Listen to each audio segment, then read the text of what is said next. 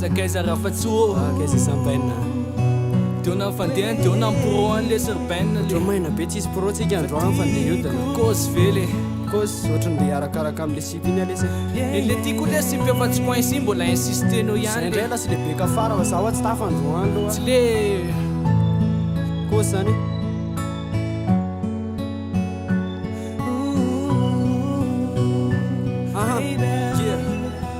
zany ana tena tsisy fona satria malalanao nefa zany fona nele nofinofiko hatramizao de mba hozakaizanao za fa tsy hoena mana fotsiny fanirina ihany a fa tretilo mbola nofo rehefa tsika rota fiarakiny kifeko refirery tsisy anao iny a misento marary mihitsy ny haiko rehefa inonareo roa mampiarakeny amin'ny tambo nefa ataoko ona moa e efa kamafona mo zany nandraisanao ana de mety tsisy possibilité mbitiavanao ana mety hoe misy ihany fa kely fa amoroko misapy kamabe de mandende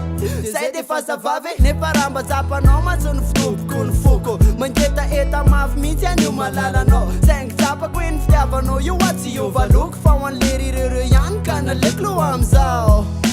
Fatiku, yaradalana nufaniriku misabana manakana lalakwanif san vitu tapano sikaruti yaradalana famaru sapana stick left tabakuso disventif san vitu tapano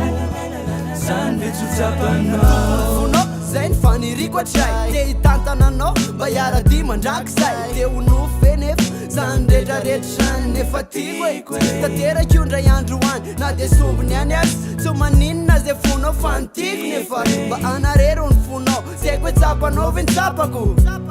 titiako enao andefo mandriko fa tsy janona ho namako saingy efa apekama foana ho any fifandraisatsika tena niry mafy zany efa matora amin'ny fotsika de tsy point sany tantana findria fo ny kopy lakaleoko mangina fa sady tsy pindrana ny stopony a iny anao